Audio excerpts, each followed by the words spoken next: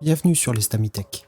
L'Estamitech, le podcast de discussion dans la bonne humeur avec les acteurs de la tech du Nord. Je m'appelle Ludovic Bory et je vous accueille à ma table. C'est parti!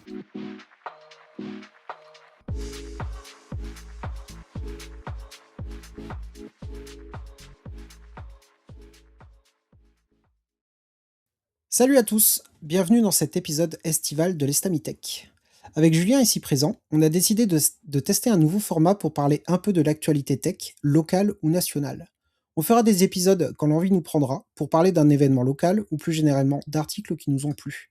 Si vous avez d'ailleurs envie de nous partager quelque chose, n'hésitez pas. Julien, je suis ravi que tu sois là. Est-ce que tu pourrais d'abord te présenter? Je suis ravi d'être avec toi, Ludo. Donc moi, c'est Julien Withouk, 38 ans. Je suis un des orgas de la conférence Cloud Nord, et je suis freelance dans la région lilloise, donc je travaille pour les clients pour lesquels on bosse à peu près tous, je pense, dans la région. Mais qui donc? Mais qui donc, surprise, la grande famille, de la région qui tire tout l'emploi tout l'emploi local, forcément, et donc aussi pas mal d'événements locaux. Heu, donc voilà pour moi, tout simplement. Et en fait, Julien, tu as une particularité qui m'a fait te demander qu'on fasse, cet épisode et j'espère, plein d'autres. C'est que tous les mois, tu publies un article de blog, avec ta veille et je trouve ça cool. Et je me disais: «Bah, tiens, en fait, moi, je fais la même chose, je fais pas forcément d'articles par flemme et par contre, j'adore en parler.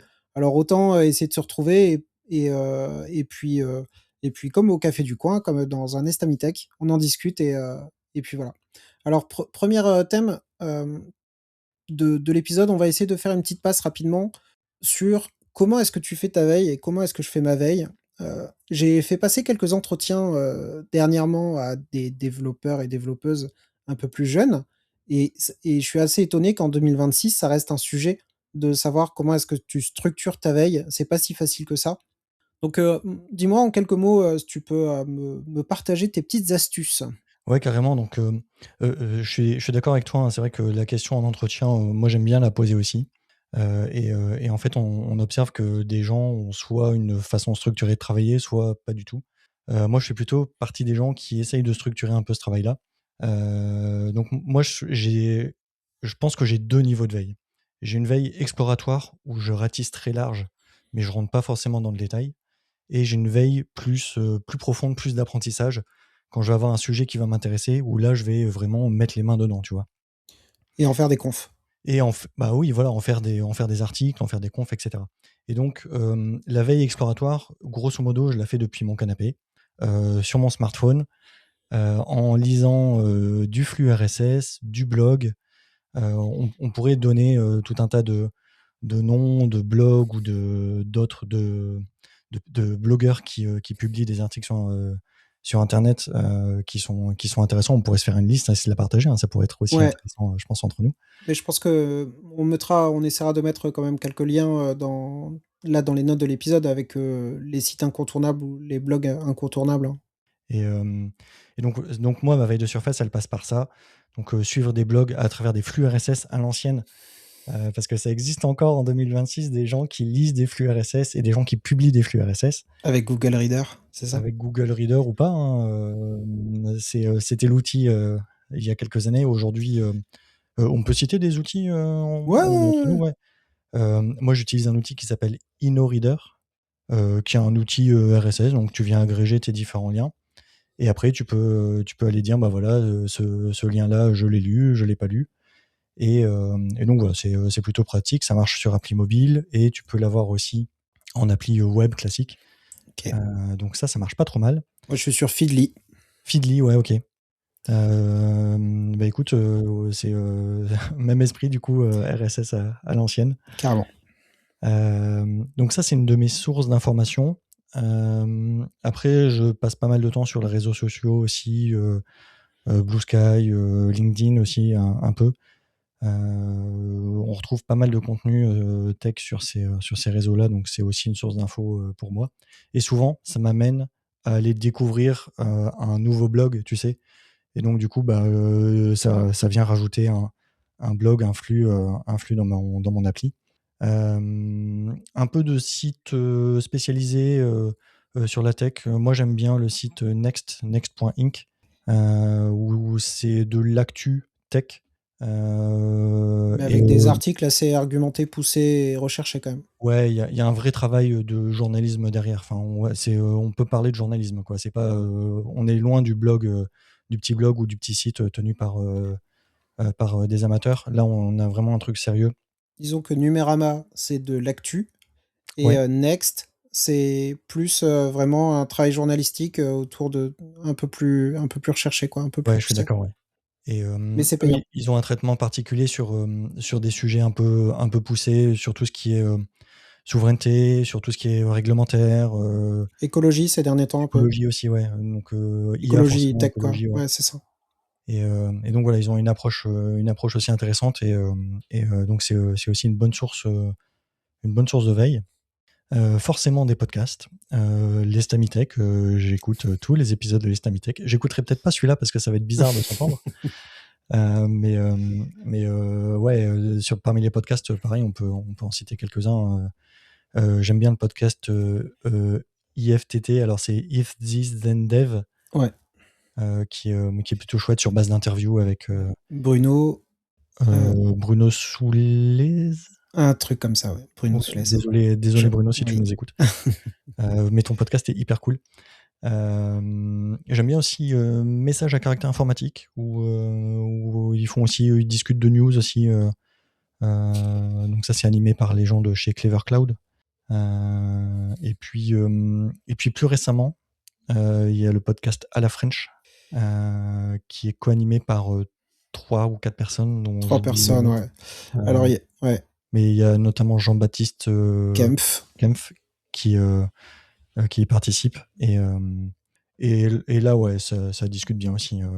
Mais effectivement, on est aussi sur des formats parfois de l'interview et sur des formats longs, avec des discussions qui durent 1 heure sur un sujet, quoi. Et les cascodeurs évidemment. Et ouais, les cascodeurs, pareil, sur un aspect un peu généraliste et orienté Java. Ouais, ils sont super. Ouais. Avant, j'écoutais pas mal Tech Rocks, mais c'est vrai que je trouve que ça s'est un peu tassé, les podcasts, je les trouvais moins ouais, ils me touchaient moins quoi, Hmm. dernièrement. OK, bah, c'est marrant parce qu'on j'ai exactement la même veille que toi, avec, du flux RSS, des blogs, un petit peu d'actu, assez très peu de réseaux sociaux parce qu'il y a trop en fait. Tu sais même plus lire. Des newsletters un petit peu peut-être? Ou pas? En fait, des newsletters, mais qui sont issus de blogs que je consomme déjà. Je l'ai pas dit, mais il y a un blog qui s'appelle The Pragmatic Engineer, Ah oui. en anglais, qui est aussi sur des formats d'articles et le podcast ou les vidéos YouTube sur format d'interview. Donc l'éditeur de ce média, il a aussi une newsletter qui est particulièrement intéressante. Après, un peu moins, ouais, c'est moins un format que je consomme, la newsletter. Mais toi, peut-être, tu as des. Ouais, il y a une newsletter que je peux vous conseiller qui s'appelle, TLTDR. Donc, TLTDR, c'est un jeu de mots parce que ça veut dire donc, too long, don't read. Et ils font une newsletter où c'est de la compilation d'articles, heu, avec, des petits résumés par article, très rapides et on peut s'inscrire à plein de newsletters différentes sur, des thèmes qui nous intéressent, et c'est assez il y a du front, il y a du produit, il y a, de l'IA évidemment et plein de choses comme ça. Il y a une dizaine ou quinzaine de thèmes différents et tous les jours, à entre 10 heures et 15 heures, on reçoit, la newsletter du thème et qui compile, je sais pas 6 7 articles. Alors on peut assez vite se laisser déborder par ça. C'est pas grave, de toute façon, si on n'a pas lu la newslet moi j'ai un peu le FOMO quoi. Donc recevoir plein de newsletters, j'aime bien les éplucher mais il faut aussi se détendre, si on lit pas tout, si on met à la poubelle et on attend celle du lendemain, bah, c'est pas grave aussi, quoi. Hmm. Bah, tu sais, moi, sur cette histoire de FOMO, moi, quand je suis dans mon canapé et que je me balade un peu et que je tombe sur des articles qui ont l'air intéressants, mais qui sont très longs, parce que parfois, voilà, il y a des gens qui prennent le temps d'écrire du contenu de manière assez longue. Et ben en fait, ces articles-là, ce que je fais, c'est que je les collecte, je les mets de côté et je les lis plus tard sur du temps que je consacre. Alors moi, pour le coup, avec mon statut d'indépendant, J'ai la chance de pouvoir aussi maîtriser mon temps et de m'allouer du temps pour faire de la veille. Je pense que c'est peut-être aussi quelque chose qui peut être important pour les gens qui veulent s'y mettre. Et donc moi, du coup, j'ai tendance à faire ça quand il est tard le soir ou je tombe sur un article, je me dis: «Ouh là là, je vais pas partir dans une demi heure de lecture sur un truc un peu compliqué». Je mets, l'article de côté et je le lirai plus tard et en fait, cette collecte de liens, que je considère plus ou moins intéressants, bah, je les mets de côté et puis, c'est ça qui me permet, de manière plus ou moins régulière, à peu près tous les mois, de pouvoir sortir mon article de veille dans lequel je viens recompiler la petite dizaine de liens que j'ai trouvé particulièrement intéressants. C'est en fait cette liste que je viens agrémenter au fur et à mesure et que je reviens après extraire d'un outil et que je refais sous forme d'article. Et tu les mets de côté où? Alors je les mets de côté dans un outil qui s'appelle Raindrop, qui est, une espèce de alors à l'époque j'utilisais Pocket, on en a déjà parlé ensemble. C'est vraiment un outil de collecte de liens en fait, tu viens simplement coller les liens Et les que mettre tu dans veux. des collections et leur poser des tags, quoi. C'est ça, exactement. Ouais. Tu peux les organiser et puis ensuite, en faire ce que tu veux. Ils te permettent de publier directement si tu veux une page web avec tous tes liens. Ça c'est plutôt pratique et après ils ont une API que tu peux appeler pour, récupérer tes liens et en faire ce que tu veux. Et donc moi, c'est exactement comme ça que je constitue mon article de veille mensuel. Je reviens reprendre ma collection avec mes petits tags, je réorganise tout ça et puis après j'ai plus qu'à écrire mon contenu autour en disant: «Bah, voilà, cet article-là, je l'ai bien aimé pour telle raison». Mais elle est pas mal faite l'app, il y a une application mobile évidemment, les extensions navigateur. On est sur n'importe quel site, on a juste à cliquer sur un bouton et puis hop, Ouais. on est Ouais, c'est mis à vraiment l'ombre, hyper quoi. pratique, ouais. Ouais, ouais, ça marche très bien. Et avant, oui, c'était Pocket. Enfin, moi j'utilisais Pocket, exactement comme Julien, qui a fermé. Donc il a fallu, trouver un autre monde et c'est C'est ça. toujours la difficulté de trouver un est-ce qu'on a envie d'investir de l'argent là-dedans? Il y a eu tout ce questionnement de savoir si on doit auto-héberger des outils parce qu'il y en a qui existent, mais auto-héberger avec toute, bon, bah, c'est je travaille déjà la journée, j'ai pas envie d'auto-héberger mes outils de veille. Ouais. D'ailleurs, petite transition, 1er sujet un peu, heu, pas polémique, mais bistrot du coin. Tu dit: «Ah, mon travail, je le fais», mais pourquoi ton travail, tu le fais sur ton canapé chez toi? C'est pas la journée, chez ton employeur que tu dois faire de la veille? Et alors Alors même si tu es indep.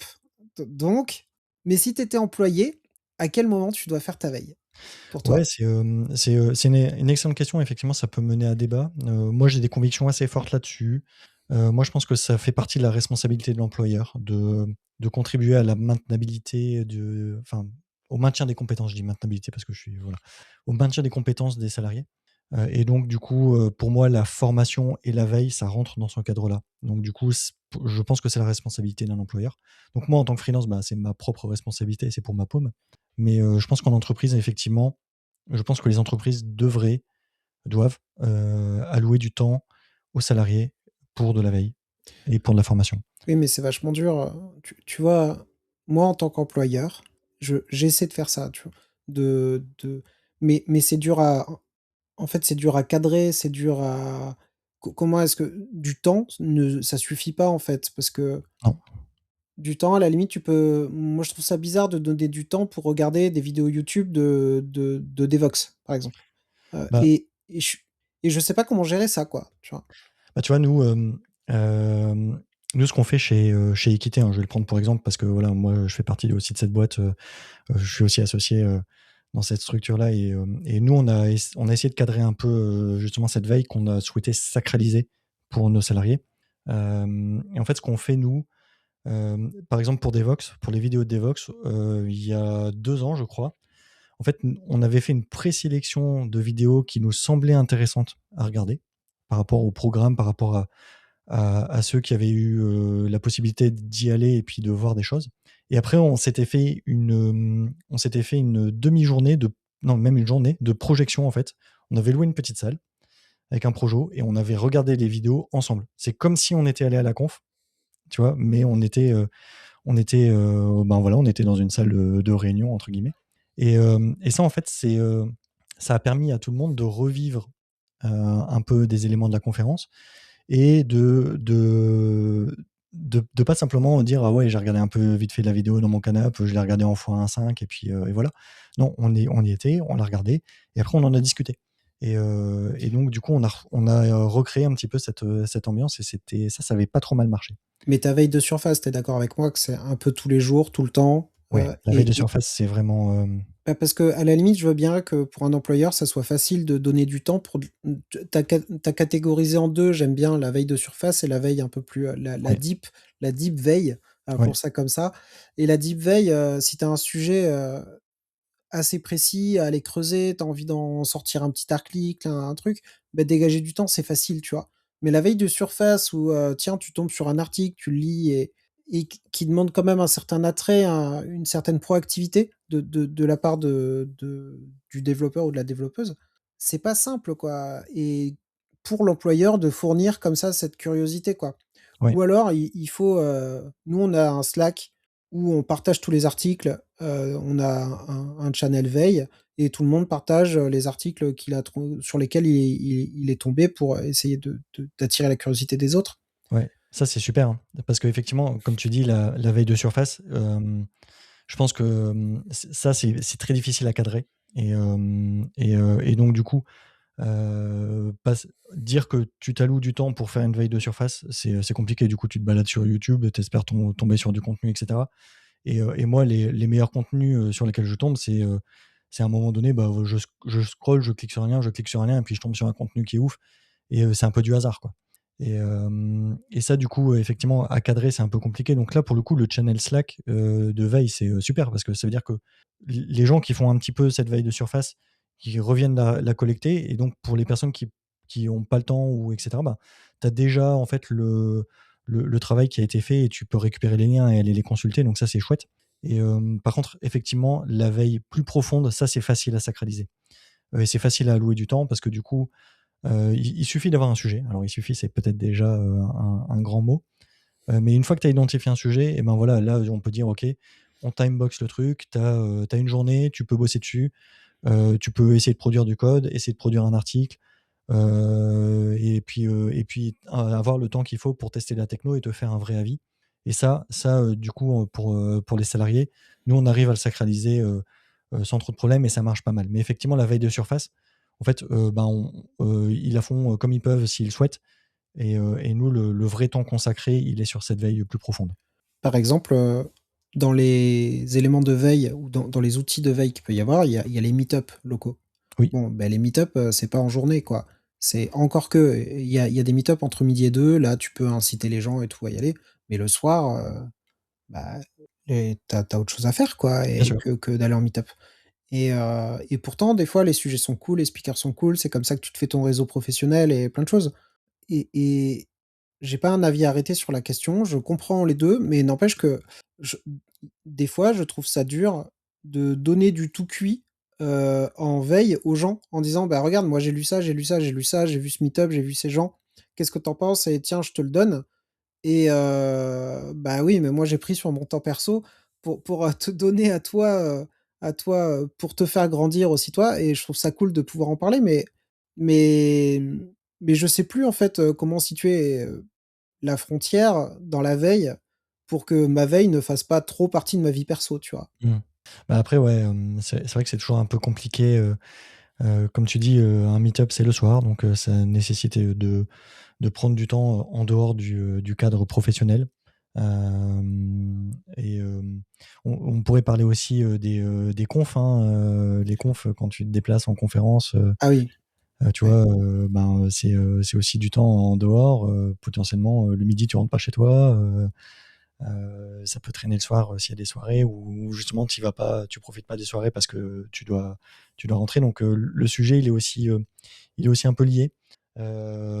Ça fait débat, ouais, je sais pas trop comment me positionner, je sais que moi, c'est des choses que j'aime bien, donc je participe, mais j'ai jamais blâmé un salarié qui disait: «Bah non, je viens pas au meet-up parce Mais que je dois aller évidemment. chercher mes gamins», tu vois? Enfin, au bout d'un Et moment, bah, on a oui, tous oui, une oui, vie évidemment, mais et c'est n'empêche normal. que ton salarié, tu dois être capable de l'accompagner pour que dans 5 ans, 10 ans, il soit, C'est ça. aussi qu'il ait grandi, quoi, et qu'il ou elle ait grandi, et c'est vraiment dur.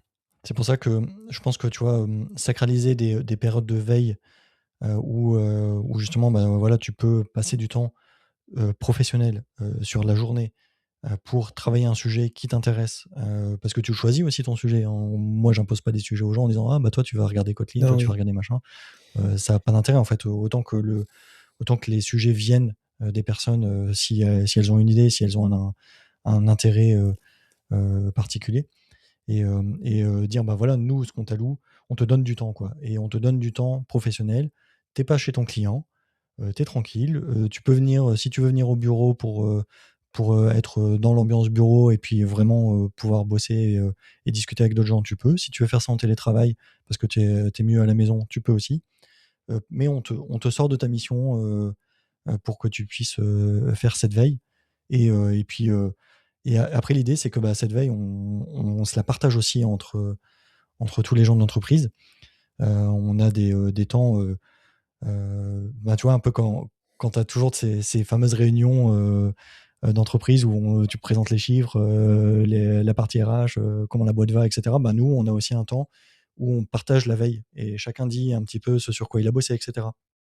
Et donc, potentiellement, bah, ça crée des échanges intéressants et puis, «Ah bah tiens, tu as bossé sur tel sujet, bah, la prochaine fois, j'ai bien envie de bosser avec toi aussi parce que ce sujet-là, il m'intéresse» et ça, c'est assez cool et nous, on a sacralisé ça depuis assez longtemps et ça marche vraiment bien. Ça fait, 6 ans ou 7 ans qu'on fait ce genre de truc on a aussi observé qu'il y a pas mal de boîtes dans la région qui ont les mêmes pratiques, avec des subtilités, hein, des petites différences. Mais c'est des choses qui se font quand même pas mal dans les petites ESN de la région. Carrément. Et puis, n'ayez pas enfin, ça peut paraître un peu, je sais pas, bête comme conseil, mais si vous avez vu un truc qui vous plaît, n'ayez pas peur d'en parler, quoi. Des fois, juste, on n'ose pas parce qu'on se dit: «Ah, bah, non, je vais encore, j'ai pas envie de parler de tech» ou je sais pas quoi, mais ça, si on a le droit aussi d'aimer ce qu'on lit, de trouver ça Mmh. vraiment cool, et juste parlez-en, autour de vous, et ça, c'est OK, si c'est quelque chose qui vous plaît. Bon, je rajouterai un petit podcast, de news aussi, d'actualité, tech, qui s'appelle Tech Café. Il est aussi sur YouTube maintenant. C'est une personne qui essaye d'en faire son métier, Tech Café, depuis 1 an maintenant. Ah, je suis encore nul en prénom, je me souviens plus, mais qui fait un travail de fou, et voilà, vous pouvez y aller, il y a 2 épisodes par semaine, c'est hyper dense, bon, pour se tenir au courant un petit peu de l'actualité mondiale de la tech, c'est le bon endroit, Tech Café. Que ça soit sur YouTube ou en pur podcast, vocal. Pour la suite, ce qu'on s'est dit avec Julien, c'est qu'on allait essayer de préparer 2, 2 sessions, 2 news différentes. On va essayer de parler un petit peu des news, locales, quand il y a des événements locaux et que, on a un feedback à donner, on va vous en parler un petit peu, et puis après on vous partagera tous les articles du mois qu'on a trouvé sympas. Alors on va commencer par, les news, récentes de la région.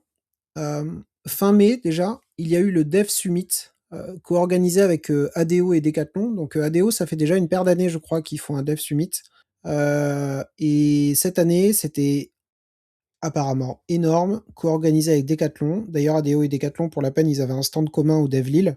Ils font tout ensemble, et l'événement, c'est, je crois, genre 2 500 personnes. C'est très, très gros. Il y avait d'ailleurs le podcast à la French, qu'ils ont fait venir. Ils ont fait un épisode, spécial, où ils ont 2 épisodes où ils ont interviewé les CTO d'ADO et Decat, et ça donnait vraiment, vraiment envie, quoi, et je suis hyper admiratif pour des boîtes comme elles, d'organiser un truc comme ça où tu peux parler de ta tech, de ta vision de la tech d'ailleurs aussi, pas que ta vision produit, mais de ta vision de la tech, et de créer une émulation en interne sur, bah, regardez ce qu'on fait, c'est vraiment cool, et on le maintient, tous les ans, quoi. Je sais pas si tu en as entendu parler, toi? Alors ouais, j'en ai entendu parler, mais effectivement, j'ai pas eu la chance de pouvoir, y assister, ni même d'y speaker. Mais Événement effectivement, fermé, ouais. hein. Événement fermé, hein, Ouais, événement tout, fermé, c'est ça aussi, hein, c'est que c'est CFP interne, mais c'est vrai que c'est hyper impressionnant en fait d'avoir, des événements internes de cette ampleur-là. Ça fait beaucoup parler, dans la région et effectivement, ouais, ça a l'air quand même, plutôt intéressant. J'ai pas encore écouté les épisodes de podcast de À la French qui ont été enregistrés, sur place. Mais c'est certain que j'irai y prêter une oreille pour savoir ce qui s'y est dit. Ouais, ce qui est assez intéressant, c'est que on, on entend parler des conférences un peu donc dans la région et un peu en France qui ont des difficultés sur l'animation, des difficultés financières, etc. Et là, ADO et Decat arrivent à organiser cet événement interne-là et ramener du monde et ramener tout un tas de salariés pour venir assister à des confs. Donc il y a une démarche très positive dans tout ça. Et donc ouais, c'est plutôt chouette. Tu Plutôt chouette. vois, là, ils ont fait, donc il y avait Meriem qui est Global CTO d'ADO.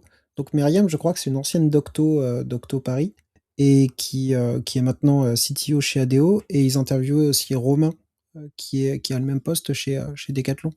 Et en fait, c'était hyper intéressant de voir que dans des grosses boîtes comme ça, bah, leur CTO, ça reste des gens hyper tech. Et Romain, il me semble hein, qu'il a 15 ans, 20 ans de boîte chez Decat et il a fait un petit peu tous les postes. Ah oui, d'accord. Et de développeur jusqu'à CTO. Et je trouve ça, c'est des belles histoires quand même, quoi, de gens, ils savent que c'est ce que c'est de faire, ils faisaient des astreintes et tout, quoi. Donc, bravo à eux. Bravo. Ça me rend presque triste et un petit peu jaloux de me dire qu'il y a des événements comme ça sur l'île où les prestataires, même leurs prestats, je suis pas sûr qu'ils avaient une place. Ouais, Je sais je pas. connais pas bien les conditions de cette conf, ouais. Mais moi, genre, je me dis, j'aimerais bien assister à ça, quoi. Ça doit vraiment être chouette, quoi. Bah, on sait que, étant donné qu'ils ont des gros volumes et des gros enjeux, il y a des sujets un peu pointus dans ces boîtes-là par rapport à tout un tas de trucs, leur plateforme technique, les frameworks, etc. Il y a probablement aussi un peu de secret professionnel, mais il y a des enjeux qui sont intéressants et pour le coup, c'est là-dessus en fait, tu vois, comprendre pourquoi et comment ils ont construit leur plateforme. Ils ont un peu communiqué sur des confs publics à l'extérieur sur les années précédentes, mais peut-être qu'en interne ils se disent ah bah tiens comment on a implémenté ce point de détail là précis, etc. Et il y a probablement des trucs hyper intéressants, hein. Mais tu vois, on va en parler peut-être un peu après, mais c'est l'un des sujets avec le DevLil, où le DevLil, c'est peut-être la conf historique qui fêtait ses 10 ans cette année, qui s'est peut-être un petit peu perdu parce que avoir, en 2026, avoir une ligne éditoriale qui soit hyper claire et où c'est facile de s'y retrouver et pas se dire, bah tiens, moi je suis développeur, je sais pas, hyper spécial, je suis DBA sur Postgre. Très bien. Est-ce que je vais au DevLil alors qu'il y a peut-être une conf qui va m'intéresser et ou qui est sur mon sujet à moi et c'est vachement dur en fait, alors que là, au moins le Dev Summit, ils étaient ADO Decat, ils ont leur truc, on fait du e-commerce et comment est-ce qu'on construit une énorme plateforme, worldwide et c'est à la fois plus facile, plus pertinent pour tous les gens parce que comme c'est les employés, tu es forcément concerné par, toutes les confs et c'est un bel événement et donc c'est peut-être ma question là, à ton avis, est-ce que les confs sont, destinées à être spécialisées? Toi qui fais Cloud Nord, tu vois? Ouais, sujet difficile, hein. Sujet difficile. Donc ouais, ouais, je sais pas par où commencer en fait. Cloud Nord, en fait, c'est effectivement une conf spécialisée. Pareil, on existe depuis plusieurs années. On fait notre septième édition là. Et donc, on est assez niche, hein. Sur les grosses années, on a accueilli 450-500 personnes. Là, récemment, on est redescendu sur un public plus petit. On est autour de 250 personnes. C'est quand même déjà beaucoup. Mais effectivement, on est sur une conf un peu plus spécialisée et nous, j'ai l'impression que peut-être le fait qu'on soit spécialisé, ça nous sauve euh, sur notre public, sur notre CFP, sur notre orga au sens global. On a eu un peu la trouille sur les années précédentes avec les autres conférences qui publiaient leurs difficultés. Et nous, on a l'impression quand même qu'on a eu un peu de chance. Après, pour revenir sur le sujet où tu disais effectivement, moi je suis développeur Postgre et donc est-ce que je vais aller au DevLil pour voir un seul sujet qui m'intéresserait réellement et les autres sujets, ça serait de la veille d'ouverture ou des choses comme ça. Euh, versus un Dev Summit ADO D4 qui est peut-être organisé un peu différemment, avec plus de sujets, avec des tracks peut-être aussi bien cadrés. Ouais, je sais pas trop en fait. En fait, on peut observer certaines confs. Je suis allé à une conf à Lyon qui s'appelle TechWork, qui est une conf qui a regroupé en fait 4 ou 5 meet-up locaux. Tu sais, ils ont un meet-up DevOps, et ils ont un meet-up Agile, un meet-up IA, etc. Et en fait, chaque meet-up a organisé une track dans cette conférence. Et donc, ça a fait une journée de conférence. Et en fait, tu avais des tracks bien identifiés. Et donc, si tu étais agiliste, tu pouvais faire toute ta journée et voir que des sujets agiles. Et puis aller te balader sur d'autres trucs. Et si tu étais plutôt dev, et ben, il y avait un sujet dev, Mais un track dev. je rêverais que le DevLil soit ça, mais tu sais, aussi que, bah, faire des tracks, une track égale plein d'argent et c'est Ouais, ça qu'on c'est voit, ça en aussi, fait. ouais. Parce qu'une track, c'est une salle, de la captation, Exactement. et multipli en fait, c'est exactement ce que fait Devox. Devox, eux, ils se posent pas la question, ils ont, 15 tracks, super et tu peux choisir à n'importe quelle heure un truc qui va potentiellement t'intéresser et ils multiplient comme ça, mais bon, Devox, ils ont un budget, je sais pas, à 7 chiffres, quoi, donc Ouais. Ouais, et c'est puis ils ont énormément de salles, mais tu vois, ouais, mais tu vois, TechWork, là, c'est vraiment une petite conférence, et donc c'était dans un lieu où les salles, moi, j'ai donné un sujet, en face de moi, j'avais 15 personnes, et c'était vraiment petit comité. Je crois qu'au total, il devait avoir 200 à 250 personnes, je pense que c'est des salles d'ordre de grandeur, et effectivement, ouais, des tracks comme ça, pour le coup, c'était intéressant parce que je pense que tous les publics s'y retrouvaient, et en fait, ça a remis aussi en avant les meet-up locaux. Donc ça, je trouvais ça intéressant de leur part. Mais effectivement, ouais, Devlil, tu vois, quand il fallait se poser la question, heu est-ce que j'y vais ou pas? Moi, j'avais un développeur dans mon équipe chez le client là, qui était plutôt dev front, tu vois? Enfin, plus je dis plutôt, non, il est dev front, et lui, en fait, il se posait la question: «Ben, ma boîte, elle me finance une journée, donc je peux y aller, soit le jeudi, soit le vendredi. Il y a des sujets intéressants le jeudi, il y a des sujets intéressants le vendredi, comment je choisis?» Et donc du coup, il est allé chercher, à maximiser sa journée, et donc aller dire: «Bah, je vais y aller, la journée où il y a le plus de sujets, front». Et donc ça, c'est aussi un sujet, au niveau orga, qui est pas évident quand tu organises, quand tu organises ta conf. Comment tu arrives à ventiler tes sujets, comment tu arrives à essayer d'avoir des tracks un peu équilibrés ou des salles un peu équilibrées, ouais, c'est assez vaste, et tu vois, c'est bête, mais même à Cloud Nord, on a cette préoccupation-là. Nous, on reste une conf, orientée cloud, et donc tout ce qui gravite un petit peu autour, mais des thématiques, en fait, on en a, 5 ou 6. On peut parler un peu d'IA, on peut parler un peu de dev et d'architecture, sur des aspects un peu distribués, on parle de cloud, on peut parler de cube et de containers, et donc toutes ces thématiques-là, bah, nous, on essaye de les ventiler un peu dans notre journée.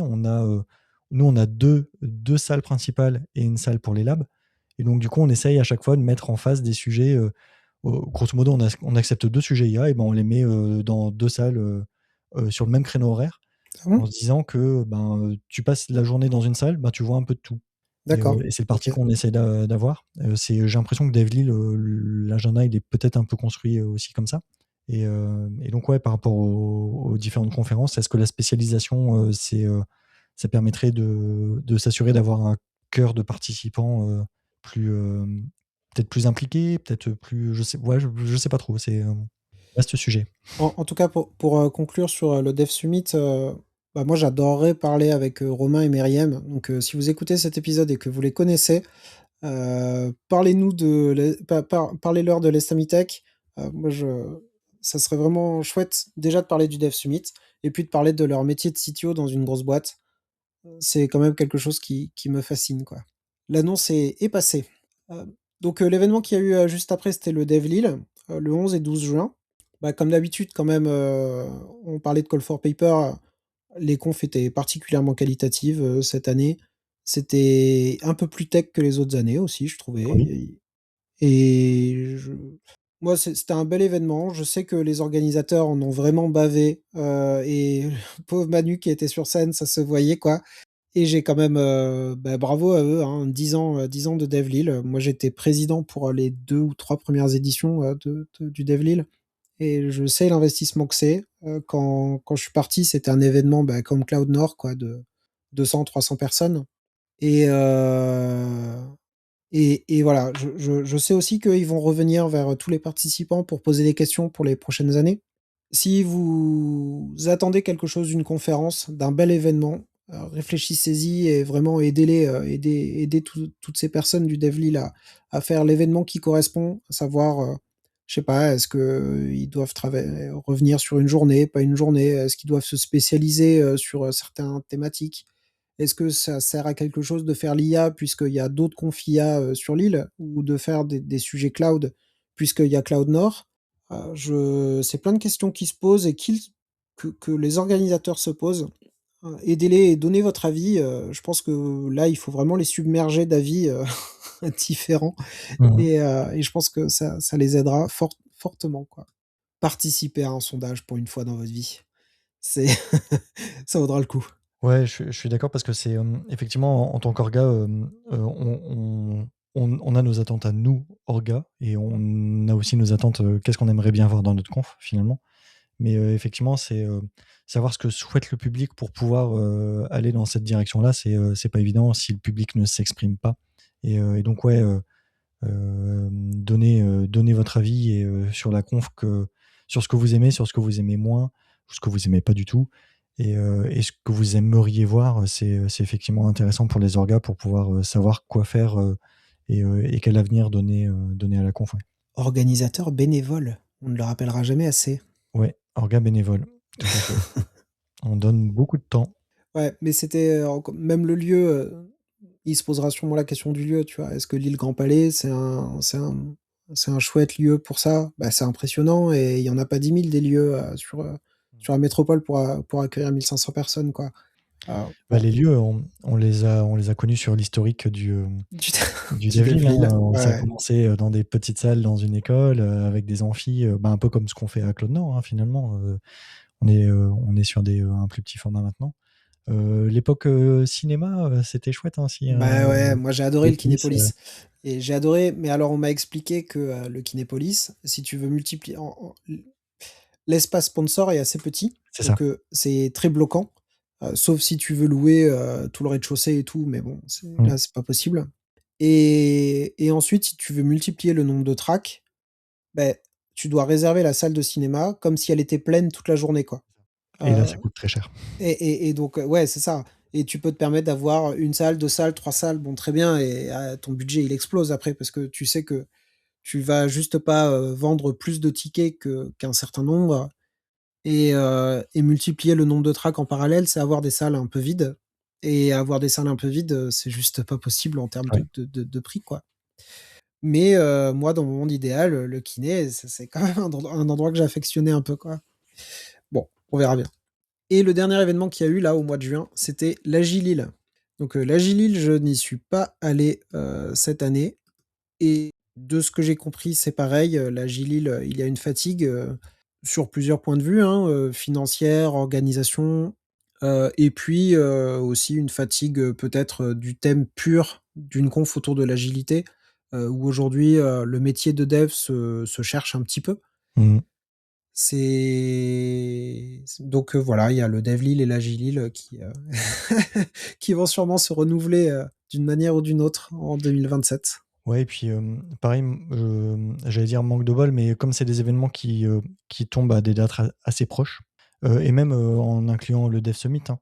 Là, on a 3 événements qui tombent, à 1 mois, d'intervalle, et donc parfois, bah, on demande aux gens de faire un choix. C'est, bah, tu dois choisir, est-ce que tu vas au Dev Summit, est-ce que tu vas au DevLil ou est-ce que tu vas à l'Agilil, et donc ben, le choix, il est pas forcément évident parce que quand tu as des budgets un peu serrés, ben, du coup, il y a des confs qui sont lésés, et ouais, Agilil, a priori, c'était quand même assez compliqué. J'y étais pas non plus cette année, et donc, là, les orgas ont clairement annoncé que c'était la dernière édition cette année, de voir, ils sont en train de réfléchir à quel élan donner à leur communauté, comment refaire, une conférence, un bout de conférence, un meet-up, heu est-ce que c'est opportun de rejoindre l'équipe, du DevLil pour ramener une track agile, à DevLil? Ça, c'est les sujets en cours de réflexion, on verra dans les mois qui viennent. Ouais, bah, qui va jouer au Lego, hein? Rendez-nous nos agilistes. Ah ouais, ou bien empiler des spaghettis avec des marshmallows. Exactement. La vision du métier, catastrophique, Julien. On rigole, hein, Oh, mais on vous aime. Bon, donc ça, c'était un petit peu les 3 événements. On sait aussi qu'il y a eu pas mal de meet-up. Je rappelle qu'il y a un site qui s'appelle, Lil Tech oh, j'ai honte. Comment qu'il s'appelle? Vas-tu m'aider, Julien? tu parles du site des communautés lilloises? Oui, et tu le cherches aussi Je le l'adresse. cherche aussi, si vous entendez ma souris cliquer. Il y a eu pas mal de meet-up, ces derniers temps. Il y a eu entre autres le dernier meet-up de l'année là du Ch'ti Jug. Ils font toujours, un petit, barbecue de fin d'année, chose chez Nord 6. Chose, très sympa. Et puis voilà, dans tous les cas aussi, il y a un Discord que vous pouvez rejoindre, qui, avec dessus, vous pouvez, vous tenir au courant si vous avez envie de passer une bonne soirée, de rencontrer vos pairs. La dernière section, je vous propose qu'on vous partage les articles qu'on a trouvés sympas avec, Julien, ces dernières semaines. Donc, là, c'est du, pur flux RSS qui va arriver jusqu'à vos oreilles. La première partie, des articles autour de l'IA, pour faire original. Alors là, c'est difficile franchement en ce moment d'être abonné à une newsletter ou d'avoir des flux RSS sans avoir 15 articles autour de l'IA. Il y a quand même, je trouve, une grosse tendance autour d'un retour de bâton, je trouve, sur, la dite productivité gagnée avec les outils d'IA. J'ai vu pas mal d'articles tourner sur le fait que, ben non, on n'est pas si productif, ben non, dans le temps, c'est quand même compliqué, attention, les gens, se parlent de moins en moins parce que, bah, en fait, tu fais moins de conception à plusieurs, tu fais plus du pair programming, tu fais plus du mob programming, tu sais moins ce que tes camarades d'à côté font parce qu'ils sont là et ils font du pair programming avec Claude toute la journée, qu'on produit trop de code, pour, faire de la review aussi. Avant, faire de la review, quand c'était un humain qui l'écrivait, bah, c'était encore faisable. Mais en fait, quand il y a des milliers de lignes de code qui sont écrites tous les jours, tu peux plus faire de la review, quoi. Et donc il y a vraiment une vraie complexité, autour de tout ça et tous les articles qui tournent, c'est un petit peu ça. Alors j'en ai retenu quelques-uns. Il y a un premier article de de Hugo Lassiège, qui est un ancien CTO de Malte et qui a un super blog qui s'appelle Eventually Coding. Alors lui, je vous, le conseille, plus. Mettez-le dans vos favoris, le blog est vraiment génial. Et lui, il a un profil qui pourrait être moi d'ailleurs et qui dit, «J'essaye de faire des sites et depuis toujours et j'ai jamais réussi à faire, quelconque design». Et il partage, ses bonnes pratiques pour dire, «On est en 2026 et je suis capable quand même de canaliser mon assistant, IA pour, m'aider à utiliser des librairies qui sont, très simples». Donc il disait qu'il y avait eu, à une époque, la mode de Tailwind et que Claude avait été, beaucoup, entraîné avec Tailwind. Et puis, il parle maintenant de Claude Design aussi. Claude Design, qui est vraiment un outil, incroyable, que vous pourriez je vous conseille vraiment, vraiment d'essayer.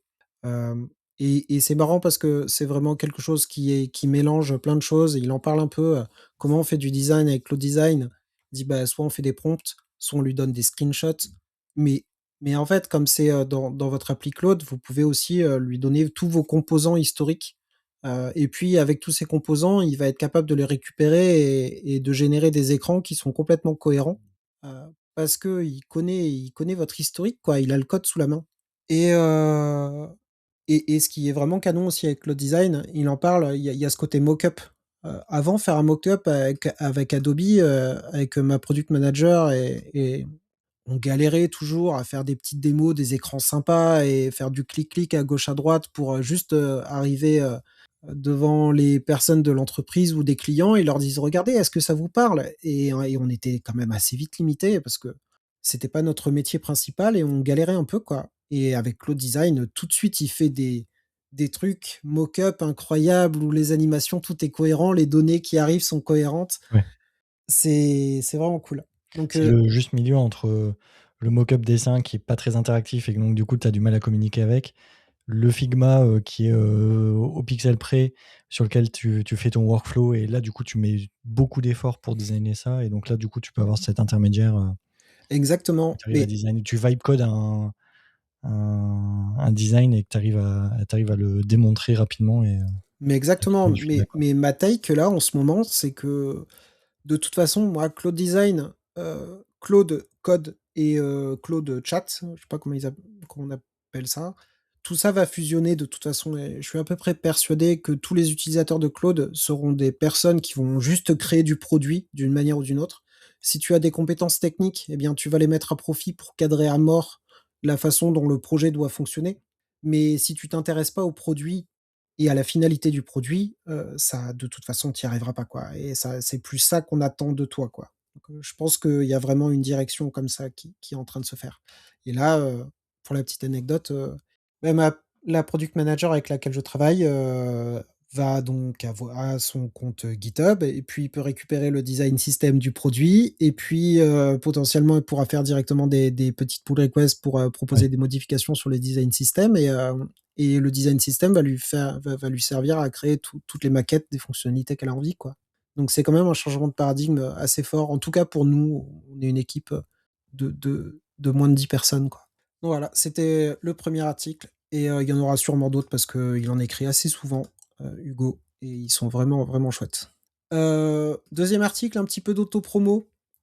J'ai écrit un article sur, mon rapport ambigu à Claude. Que j'avais partagé, j'ai eu des discussions assez intéressantes sur le fait que Claude, c'est comme je disais, c'est un outil où on peut prompter à n'importe quelle heure et puis on garde Claude, ouvert du coin de l'œil et on voit ce qu'il fait et sauf que des fois, il est 19:00, 20:00, on est en train de cuisiner ou je sais pas quoi et est-ce bien sain de faire ce genre de choses? Mmh. Alors que pourtant c'est juste un prompt, mais non. Et c'est fatigant et puis le lendemain, on arrive, on a produit des milliers de lignes de code. Comment on assure la qualité de tout ça? Comment on fait de la review? Comment on le partage? Comment d'un point de vue produit, on arrive à suivre? Tout ce rythme effréné parce que si moi je le fais, d'autres personnes aussi peuvent le faire et je suis à la fois enthousiasmé parce qu'avec le temps, coder, ça m'ennuyait et à la fois complètement effrayé parce que je suis en train de casser, plein de choses que je m'étais promis de jamais faire, quoi. Hem, donc lisez cet article est écrit avec mes petits doigts. C'est pas Claude qui l'a écrit. Dans la même veine, il y a un article, de Dans les algorithmes. Alors dans les algorithmes, c'est un site que je peux vous conseiller aussi, heu, où, c'est une vision sociologique de l'impact des algorithmes, sur notre vie de tous les jours. Il y a beaucoup d'articles qui sont écrits en permanent et c'est marrant parce que, il commence un truc en parlant justement de TLDR, Too Long Didn't Read en disant: nous, on écrit toujours des articles, qui sont quand même assez documentés, assez longs et on nous reproche en permanence que ces articles, on n'a pas envie de les lire parce que c'est juste trop long et trouver le temps de vraiment aller en profondeur sur quelque chose, c'est difficile et il dit: «Mais en plus, là, en ce moment, on est en train de créer plein de contenus un petit peu partout a été généré par de l'IA». Mais si en plus vous avez pas envie de lire quelque chose qui a été créé par de l'humain, parce qu'il avait envie de vous transmettre quelque chose, pourquoi aller lire quelque chose, qui a été généré par de l'IA? Et pourquoi est-ce qu'on s'inflige ça, quoi? Et je sais pas ce que tu en penses, mais, sur toute cette thématique-là, de création de contenu, tu vois? On n'a jamais créé autant de lignes de code, créé autant d'articles, créé autant de et est-ce que vraiment, à qui sont destinés tous ces articles? Je sais pas, quoi. Ouais, c'est un sujet un peu compliqué effectivement, f j'ai essayé de retrouver un parallèle parce que quand il y a un article que j'ai écarté de la liste, qu'on a faite ensemble et je suis en train d'essayer de le retrouver parce que le thème est un peu similaire. Ça parle plutôt de notions d'entropie et de signal. Tu vois? Quand tu mets un prompt de 2 lignes dans un prompt et que ça te génère un article un pâté de 30 paragraphes, en fait, toi, ce que tu as juste mis, c'est les 2 lignes et en fait, le signal que tu voulais mettre, c'est ça. Alors pourquoi tu as pas juste envoyé ça? Et tout ce qu'a mis l'IA autour, l'IA, elle est très verbeuse, enfin, je dis l'IA, mais enfin, les LLM, ChatGPT, les Claude, etc. Et donc ça construit des phrases pour alimenter du texte. Et souvent le fond il est très petit, localisé dans juste quelques mots. Donc voilà, je vais essayer de retrouver le lien pour pouvoir le repartager. Mais voilà, ça me fait beaucoup penser à ça, ce côté un peu verbeux, et dire bah voilà, je voudrais partager une idée, mais du coup je vais l'enrober et c'est l'IA qui va faire l'enrobage. Mais Bah on en fait, l'enrobe aussi parce que on se dit aujourd'hui: «Bah tiens, ça sera mieux écrit si c'est pas moi qui l'ai écrit» bah et mais en bof quoi vrai, en fait. je sais pas, ouais, c'est ça, c'est pas grave de mal écrire, aller à l'essentiel Ouais. Et tu vois, et c'est mieux, quoi. moi j'écris un peu raisonnablement sur mon blog, j'écris avec mes petites mains comme tu disais tout à l'heure. Je sais que toi tu fais aussi la même chose. Et moi ce que j'aime me dire, c'est que quand j'écris, donc je fais des erreurs, hein, des fautes de frappe, des tournures de phrases qui sont les miennes, qui sont pas correctes, etc.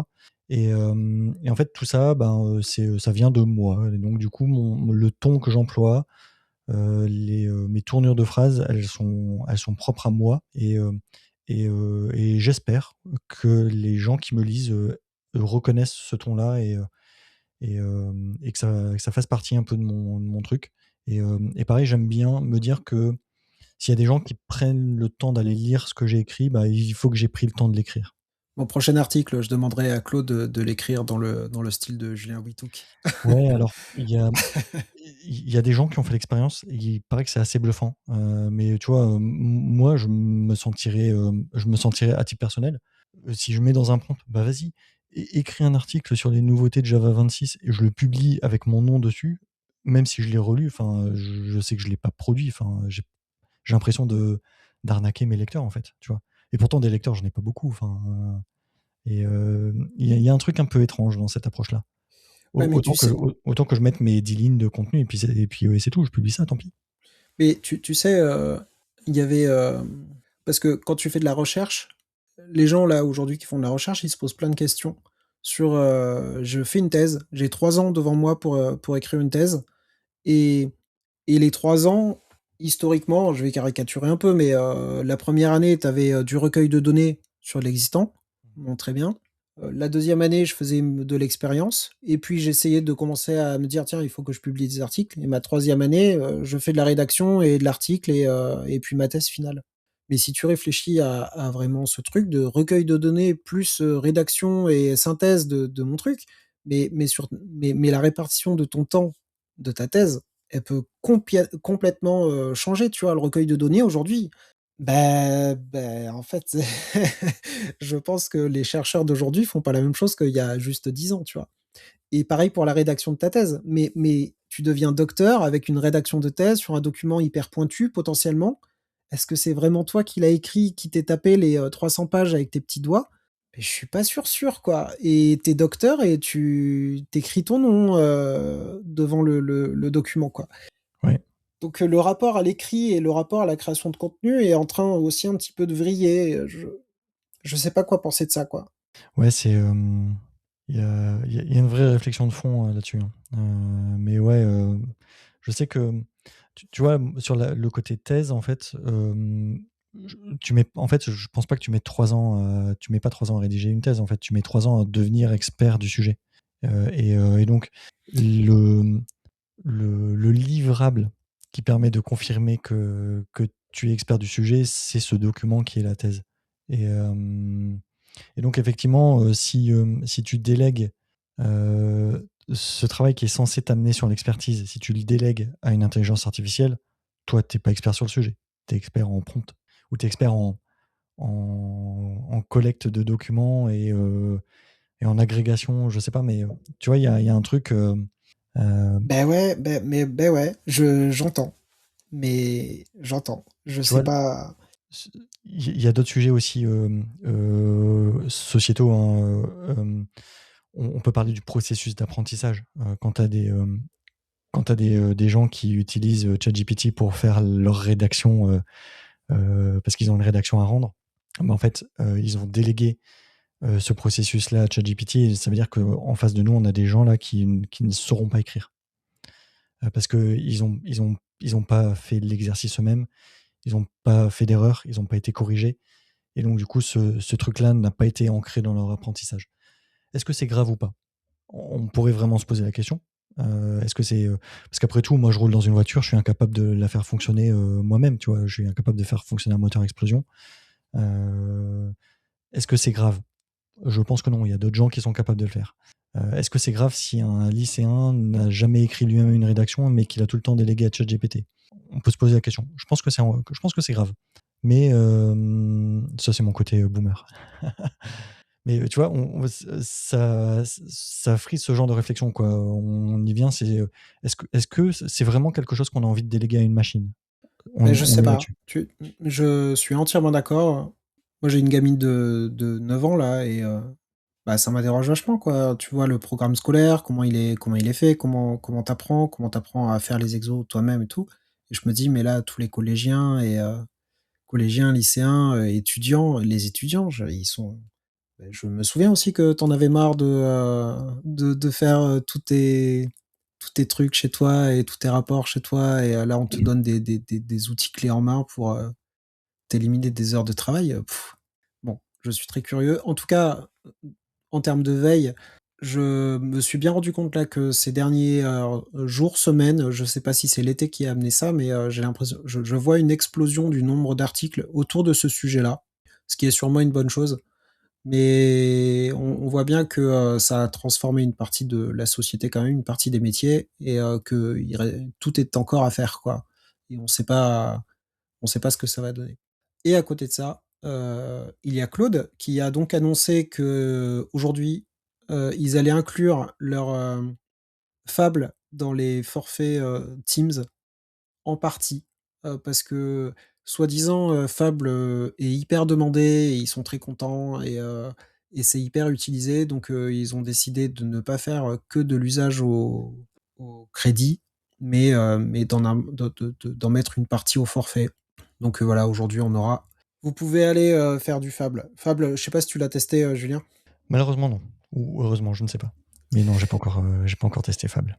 C'est, quand même un c'est quand même un outil qui est assez incroyable. Moi, Fable, j'ai eu, aussi un espèce d'effet waouh, franchement, sur, des problèmes algorithmiques que j'arrivais pas à régler depuis, des années et c'est un peu mon test à chaque fois qu'il y avait un nouveau modèle, OpenAI ou Anthropic qui sortait. Je lui disais: «Bah, essaye de me faire passer ces tests unitaires qui sont désespérément rouges depuis des années». Et Fable est le premier qui m'a dit: «Pas de problème, attends, hold my beer» et et il m'a créé différentes stratégies, il a amélioré les tests, il m'a dit: «Attends, on va en créer d'autres, donne-moi à manger» et puis, il a eu vraiment une vraie réflexion de fond sur comment on pouvait essayer de régler le problème et c'était bluffant, quoi. C'était bluffant. Par contre, bon, ben, en termes de tokenisation, c'est catastrophique et tu vois ton quota comme ça et ta barre là, que tu peux fumer en 20 minutes, quoi. Mais ça reste un c'est impressionnant. Fable est meilleur que moi en algo, il y a pas c'est comme ça, j'y peux rien. Fable, ouais, c'est pas, ça reste des LLM, sur lesquels on y a mis de la spécialité aussi sur ce genre d'usage. Et donc du coup, enfin, Fable est forcément meilleur que beaucoup d'entre nous, hein, moi y compris et donc c'est, ouais, je sais pas trop quoi y penser. Je suis convaincu que c'est un bon outil. Est-ce qu'on en a besoin tout le temps? Je sais pas. Est-ce qu'on est prêt à déléguer, certains trucs? Oui, certains trucs, je me pose des questions. Ouais. Bon, un dernier d'ailleurs, en tout cas, il y a des gens qui sont prêts à déléguer, le fait de réécrire Postgre intégralement en Rust. Donc il y a un site qui s'appelle pgrust.com. Allez voir, ça a l'air incroyable et ça m'a donné hyper envie de tester leur truc. Ils annoncent des performances, de fou par rapport au Postgre historique. Alors évidemment, ils ont pas tout le legacy, ils ont pas toutes les extensions et la compatibilité autour des extensions, mais, ils ce qui leur stratégie, c'est de prendre tous les test cases qu'il y a dans le Postgre historique et toutes les requêtes, du Postgre historique et d'intégrer ça à pgrust pour dire: «Bah regardez, les tests, ils passent». C'est ça, la question que j'avais posée. Justement, dans Postgre, il y a un un TCK, enfin une espèce de test compatibility kit là, que tu peux Exactement, exécuter pour vérifier si ton implémentation, elle répond bien aux standards, c'est ça, hein? exactement. Ouais, Là, ils en sont à 10 000 requêtes, un truc comme ça, qui passent crème et avec, des perfs, 10 fois, 100 fois supérieurs, dans certains cas d'usage par rapport au Postgre, de base. Après, ça veut tout et rien dire, on attend de voir. De toute façon, Postgre, c'est un outil qui a un tel écosystème que je ne sais pas, ouais, là, ils en sont à 46 000, sur 46 000 queries marquées. Postgre Regression Suite. Bon, et voilà. donc là, on est en plein dans le phénomène où, c'est qu'à la fin, tout deviendra un crabe, c'est ça, hein? Et donc du coup, là, on réécrit en Rust tout ce qui est possible. Exactement. Bah, ouais et où, en plus, c'est pas si dur de le faire, quoi.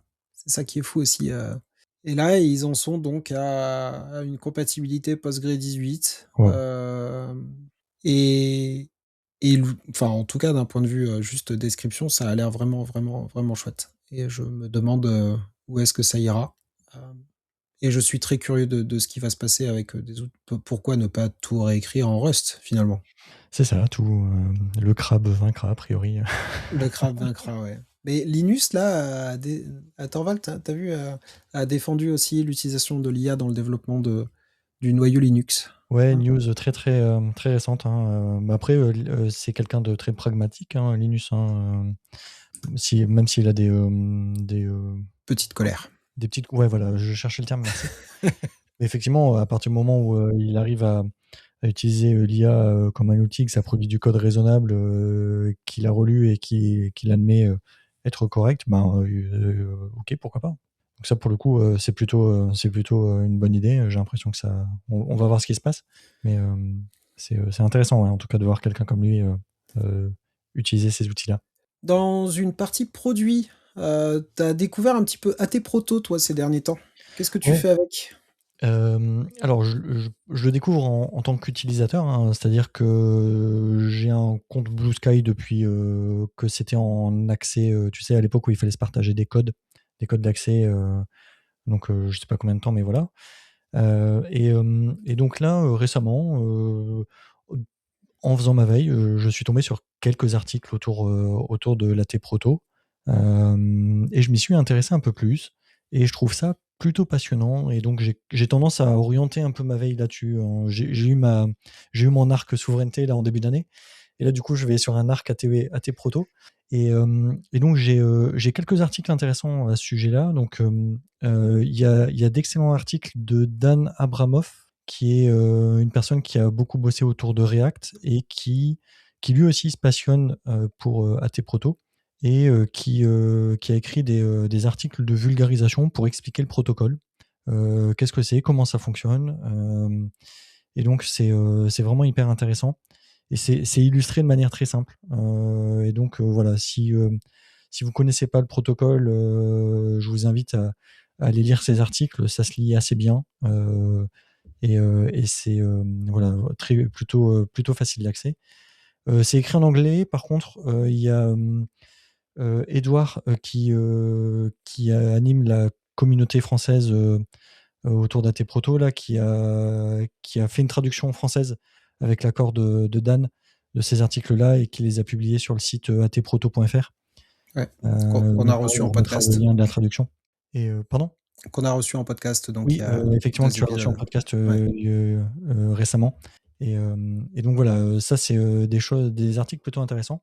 Donc ça, c'est pour parler du protocole en lui-même et après autour de ça, il y a les applications, qui s'appuient sur le protocole.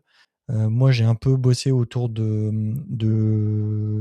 un outil qui s'appelle Tangled, qui est, l'espèce d'équivalent de GitHub, qui tourne sur AT Proto. Je m'y suis intéressé, pas mal, ces dernières semaines et j'ai aussi découvert, un truc qui s'appelle, standard.site, qui est un ensemble de modèles qui permettent de publier du contenu web sur AT Proto et donc l'idée c'est que, ben, ton blog, plutôt que ton blog soit dans une base de données chez WordPress ou sur un Medium ou même, après, sur des fichiers que tu peux avoir chez toi ou dans une plateforme externe et ben, en fait, ton contenu, tu le publies dans des records à tes protos que tu possèdes sur ton propre PDS, pardon. Et puis, tu peux après publier ça et rendre ton contenu lisible sur plusieurs plateformes qui sont fédérées dans le protocole. Et donc voilà, il y a pas mal de choses intéressantes autour de ça. Et toujours la même optique, en fait, c'est le contenu que tu produis, il t'appartient, il est associé à ton compte.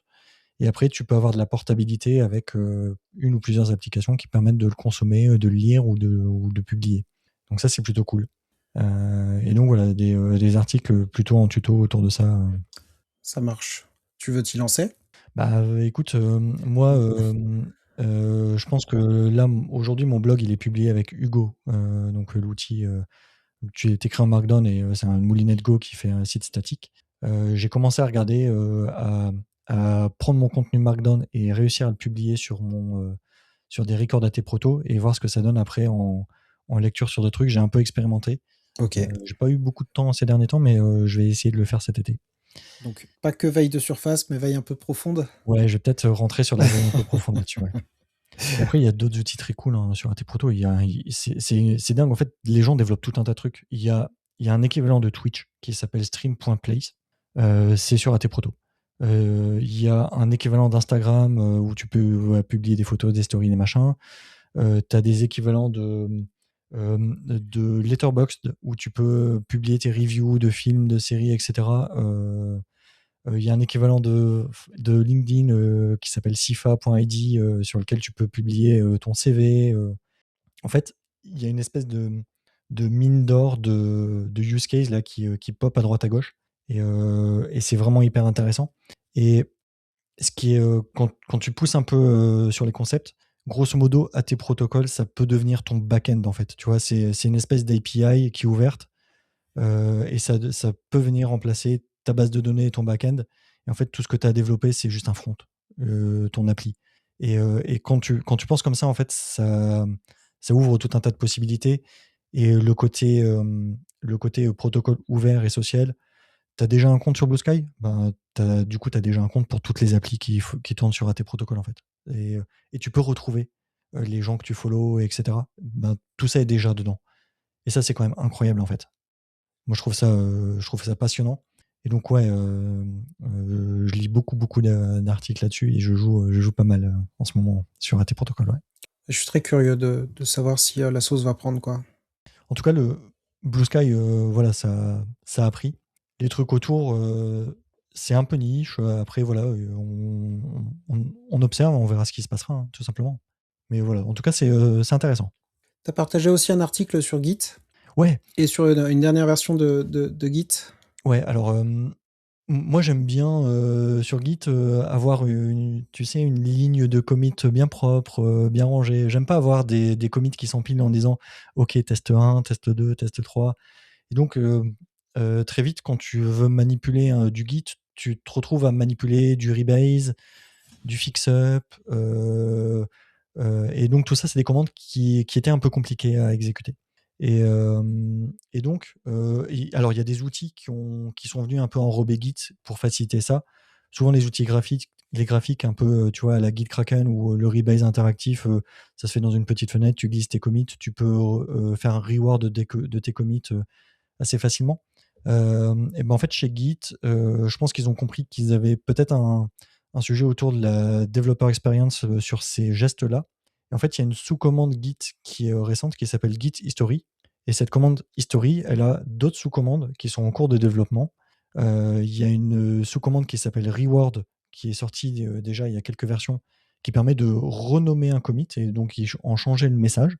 Et donc, tu fais git history reward ton ID de commit et ça t'affiche le petit éditeur pour venir changer le texte de ton commit. Tu n'as pas besoin d'aller faire un rebase interactif et de retourner sur ton Reward, commit ton par commit. Ouais. voilà. Donc, ça, c'est vraiment cool. Et là, la nouveauté de la version qui est sortie récemment, je crois que c'est la 2.26, si je ne dis pas de bêtises, c'est le fix-up. Donc, c'est Git History Fix-up. Tu donnes l'ID de commit que tu veux fix-up. Et ce que ça fait, c'est que ça va venir prendre le contenu que tu voulais committer et aller l'insérer dans un commit qui est plus bas dans ton historique. Et donc, le commit que tu passes en paramètre. Avant, pour faire ça, ce qu'il fallait faire, c'était un un commit avec l'option "-fixup", et donc ça venait poser un nouveau commit avec un message fixup dessus, et puis ensuite tu devais faire un rebase interactif Pour pour merger avec, venir ouais. rebase toute ta branche et réintégrer ce commit en dessous. Et là, en fait, maintenant, ils le font de manière automatique. Alors forcément, tu dois aussi avoir les mêmes soucis à un moment donné. Si la réinsertion du commit pète ta branche au-dessus, tu as du conflit à gérer, etc. Mais en tout cas, là où avant, tu faisais git commit-fixup, tu faisais le git rebase-i avec le auto-squash, machin, et puis après, tu te tapais des conflits, bah là, maintenant, tu as tout en une seule commande. Et donc, je pense que ça va faire beaucoup de bien sur la gestion de ces gestes qui étaient un peu compliqués pour vraiment se faciliter la vie. Ok, là j'ai un bout de code que j'ai oublié de mettre dans un commit. Comment je fais pour le remettre plus bas? Eh ben, ok, je fais git history fixup et c'est fini, quoi. Donc vraiment très très cool cette fonctionnalité. Ouais, Git, hein, qui est devenu, un standard, hein, de notre métier et qui est là, qui reste toujours compliqué quand vraiment on a envie de le maîtriser et bon, ben si tu as envie, justement d'enseigner Git à quelqu'un, ça reste un cours en entier, quoi et plus il y aura de d'utilitaires pour simplifier la vie autour de tout ça et mieux on se portera, j'imagine. Tu sais, en ce moment, avec l'IA, il y a pas mal aussi de gens qui utilisent les work trees. Ouais, C'est un peu revenu à la mode. ouais, carrément. Et parce que du coup, le worktree te permet De dupliquer ton plutôt que de faire repo. plusieurs clones de ton repo, d'avoir un Mmh. seul clone et puis d'avoir un répertoire par branche, entre guillemets. Et ça, tu vois aussi, c'est pas facile à utiliser, les worktrees. Et Non. il y a des gens qui ont développé des petits utilitaires sur le côté. Et moi, mon sentiment, c'est qu'il est vraisemblable, vu l'engouement autour de ça, autour des worktrees récemment, c'est que Git, là, je pense qu'ils vont bientôt bosser sur ces sujets-là pour faciliter l'utilisation, hein. Il y a de grandes chances que ce soit leur prochain chantier. Non, mais c'est sûr. En fait, le besoin des work trees, c'est de dire parce qu'avant, on avait des branches, et le principe de la branche, c'est que juste, on change le pointeur courant sur lequel on se trouve. Mmh. Faut voir un commit comme un pointeur et on dit: «Je suis sur, ce commit-là» et une branche, c'est un alias vers un pointeur, vers Oui. un commit. Et l'intérêt des work trees, c'est que quand avec Claude, on lance, je sais pas, 3 tâches en parallèle sur 3 fonctionnalités complètement différentes, bah, de base, on peut pas travailler sur 3 branches, différentes. Parce qu'on a une branche courante et la branche courante, c'est celle-là qu'on est capable d'éditer et c'est tout. Et donc grâce aux work trees, c'est comme si tu dis: «On n'a pas besoin de recloner plusieurs fois», mais en vrai, c'est ce qui est fait, quoi. Un work tree, c'est vraiment, prendre dans un dossier, dupliquer le code et le mettre dans un dossier et dans plein de dossiers différents qui portent des noms qui vont être des noms de branches finalement, des noms de Oui, c'est ça, worktrace hein. quoi Mmh. et ça permet aux agents Claude d'aller bosser dans tous les dossiers en parallèle sur, X fonctionnalités en parallèle et c'est pour ça que c'est revenu à la mode, juste pour pouvoir paralléliser le travail. Avant, Exactement. comme il y avait une seule personne derrière le clavier, on s'en moquait et bah, maintenant il y a il y a plein de petits process qui viennent éditer le code en parallèle et il faut des outils pour ça et les worktrees, ils servent à ça quoi. Mais c'est un peu pénible à manipuler, si Ouais, tu le fais toi-même, quoi. pour le coup, la ligne de commande est pas hyper intuitive, il faut faire un clone avec un bear, et cetera. Enfin, ouais, c'est tout de suite un peu bizarre à manipuler. Et rapatrier aussi, ouais, je pas fan. Et puis un autre article que tu as partagé sur, un outil qu'on utilise aussi tous les jours sans trop le savoir, Let's Encrypt.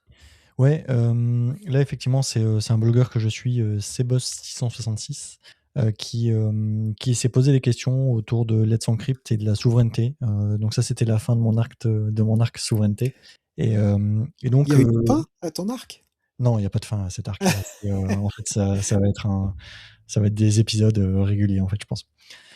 Et en vrai, voilà, Let's Encrypt, c'est quelque chose qui a permis de démocratiser le HTTPS, hein, il y a ça quelques années. Donc le fait de distribuer des certificats, TLS gratuitement, ça a contribué à la sécurisation de l'internet, et ça, c'est une bonne chose.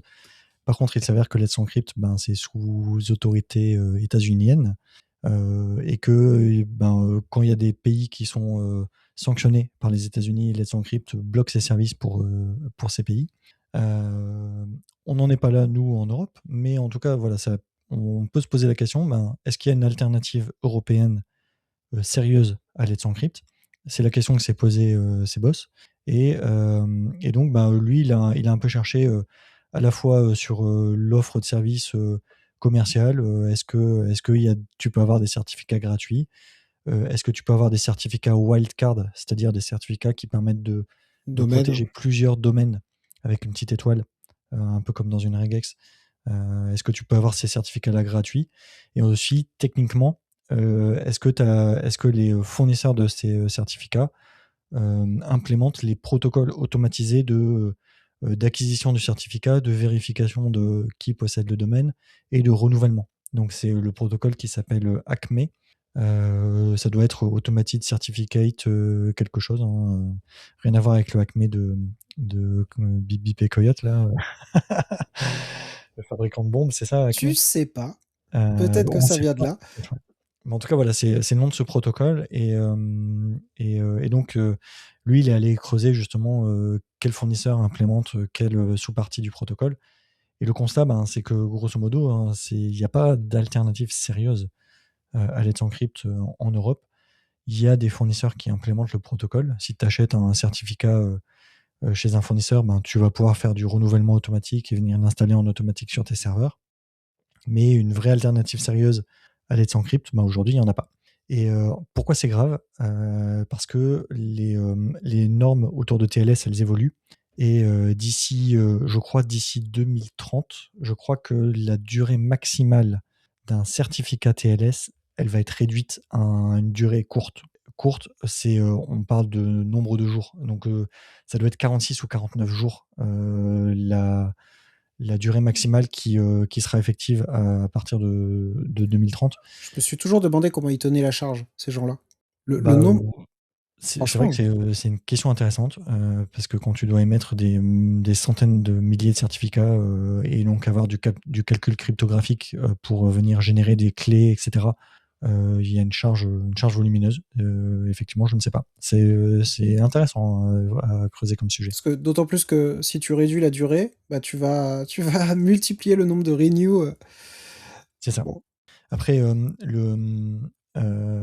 les axes, hein, c'est d'avoir des autorités de certification intermédiaires, hein, parce que Let's Encrypt, pour le coup, oui, bien sûr. c'est une autorité racine. Donc, eux, ils sont reconnus, très, très haut, directement dans les, systèmes d'exploitation, dans les navigateurs web et cetera et c'est aussi ce qui a contribué au succès du produit. Et ce qui empêche aussi d'autres acteurs de s'implanter facilement. Bah, acheter un certificat racine, ça coûte cher. Heu je crois que là, je faudrait vérifier dans l'article de Sébos, il en fait mention, mais du coup, le certificat racine de Let's Encrypt, bah, il a été financé, probablement en partie par le gouvernement américain. Je sais plus dans le détail, mais il faudrait aller revoir cette partie-là. Mais oui, en fait, il faut que tout le monde reconnaisse, le certificat racine et après si tu te places à d'autres niveaux, si tu dis: «OK, je veux créer une autorité de certification, de niveau 2», et ben, du coup, cette autorité-là, effectivement, bah, elle doit elle-même acheter son certificat auprès de quelqu'un d'autre. Donc, c'est pas un sujet évident. Et aujourd'hui, on n'est pas hyper bien équipé en Europe. Mais il a l'air très chouette l'article. Ouais, très bien écrit et très poussé sur l'aspect technique et la bonne explication des protocoles et tout. Ouais, c'est vraiment un excellent article. Excellent. Bien je le dévorerai aussi. Hem, bon et puis, moi j'avais mis 2 petits articles, je vais en toucher un mot parce qu'il y en a un, c'est, passé, présent et futur des product managers. Bon, celui-là, on en a parlé un petit peu, mais le métier de product manager change, tout comme le métier de développeur. L'article, parle un petit peu de tout ça et du fait que, bah, passer du temps à écrire, des user stories, heu, n'aura plus beaucoup de valeur. Par contre, parler, vraiment de la valeur de la fonctionnalité, de pourquoi on le fait et parce qu'en fait, l'article parle du fait que le paradigme change sur, le coût d'une fonctionnalité. Développer une fonctionnalité peut coûter beaucoup moins cher, mais mais faire la bonne fonctionnalité, c'est ça qui reste, l'enjeu principal. Ça a toujours été le cas, mais là, en l'occurrence, on peut aussi se noyer et pour éviter de se noyer, il faut que, le product manager passe beaucoup plus de temps à réfléchir à pourquoi il fait cette fonctionnalité et quel sera le retour sur investissement de cette fonctionnalité et pour, multiplier les gains, quoi. Donc c'est assez intéressant et je suis, vraiment persuadé que ça sera aussi le métier du développeur, de penser à tout ça. Et puis, juste, une petite actualité pour, peut-être les gens qui sont fans de cartographie. J'en fais toute la journée de la carto, j'aime bien et il y avait un site, français qui s'appelait Géoportail historique, qui était bien vieux, mais qui était aimé de beaucoup de personnes, vous n'imaginez pas le nombre de personnes qui utilisaient, Géoportail un petit peu tous les jours. Moi, mes clients qui sont des personnes de l'agriculture, utilisaient beaucoup Géoportail pour plein de raisons, pour gérer leurs parcelles agricoles et puis, voilà, c'est un site qu'ils connaissaient, qu'ils appréciaient et qu'ils ont vu donc disparaître. Parce que le gouvernement français, essaye de fournir une offre cartographique, cohérente et un peu plus globale et hop, donc Géoportail, ça dégage et il y a un site qui s'appelle maintenant carte.gouv.fr qui souffre un petit peu de sa jeunesse, je trouve, mais franchement, il est moderne, il est assez sympa. On est toujours capable d'explorer les cartes et d'accéder à plein de data. L'IGN fournit franchement des cartes qui sont vraiment qualitatives Ouais. et voilà, donc allez si vous aimez les cartes, allez sur carte.gouv.fr. Vous pourrez voir, plein de cartes historiques, des années, Ouais, c'est ça qui est ouf. J'étais aussi tombé dessus, en explorant et donc tu peux retrouver les cartes un peu classiques, avec, les noms de rues et cetera. Tu as les cartes, du cadastre avec les, numéros de parcelles et cetera, donc ça c'est assez rigolo. tout à Mais fait. les cartes historiques, donc tu as des photos qui ont été prises, dans les années 50, qui sont remappées sur la carte et donc tu peux empiler plusieurs couches de ces cartes et donc Gérer la voir. transparence de tes couches et ouais, tout ça, c'est marrant, ouais. Donc Il y a ça c'est très, très sympa et tu as des cartes aussi très, très vieilles. Moi, le truc qui m'a un peu bluffé, c'est, la carte de Cassini ouais, qui est issue de la BNF et c'est génial, écrit à la main et tout qui est dessus, je écrite à la main. c'est C'est un elle est truc de incroyable ouf. et franchement, bah, c'était fort et donc il y a toute une histoire autour des cartes de Cassini, bon, on va pas développer aujourd'hui, mais c'est donc Cassini qui était un géographe de l'époque, napoléonienne, je crois. Bah, c'est ça, c'est 1750, entre 1750 et 1800, les créations de ces cartes-là. Et avec toute une stratégie pour, arriver à dessiner toutes ces cartes. C'est fabuleux, c'est fou de précision Ouais et on a accès à toutes ces cartes. Je je trouve ça génial. et donc si tu zoomes sur l'île.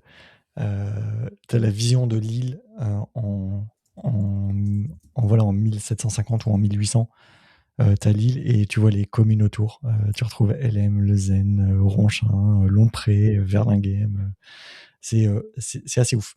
C'est assez ouf. Ouais, au Bourdin, qui était la grosse ville d'ailleurs, au Bourdin et l'île qui était, d'ailleurs sur la carte de Cassini, qui est vraiment une ville, médiévale Ouais, avec une, fortifié fortifiée, ouais, et c'est tu vois génial. la citadelle en fait qui apparaît et tu as toute la fortification autour qui retransparaît, ouais. Avec les petits moulins à gauche, à droite et tout, j'adore ça. Bon voilà, carte.gouv.fr, super site, mais sachez que le gouvernement français, pour le coup, est vraiment on a de la chance en France en termes de data et d'open data. Il y a quand même data.gouv.fr aussi qui vous permet de récupérer beaucoup d'open data. Tout ce qui est sur carte.gouv.fr est disponible en libre accès. Heu, Moi, dans la boîte où je suis, on en avait fait un petit sujet de stage d'ailleurs, pour dire, on a envie de se créer une infrastructure avec justement, tout le parcellaire agricole et tout ça et puis on a pris un stagiaire pour développer un front, un géoportail à nous, mais orienté agricole, par-dessus cette open data et donc ça s'appelle, j'en parle, geo.carnot.fr et ça a été fait par un stagiaire à l'époque aussi, et qui est basé sur, toute l'open data, français. Voilà. Cool.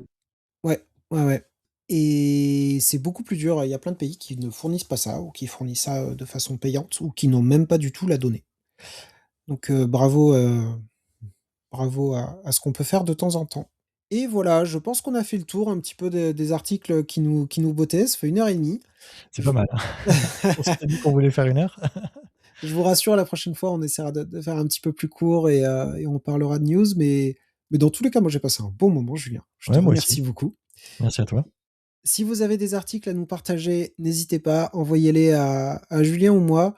D'ailleurs, si vous voulez venir parler avec nous et débattre avec nous, heu, vous êtes aussi les bienvenus. Je pense qu'on fera, des petits épisodes, comme ça, de temps en temps, dès qu'on aura matière, même si là, ça va être quand même un peu les vacances et moi je vais aller me reposer un Bien sûr. petit peu.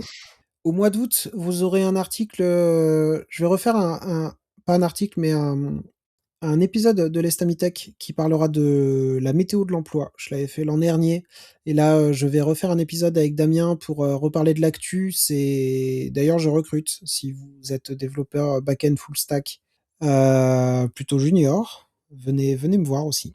Tu as le droit de faire ta pub aussi, Julien, si tu cherches quelqu'un.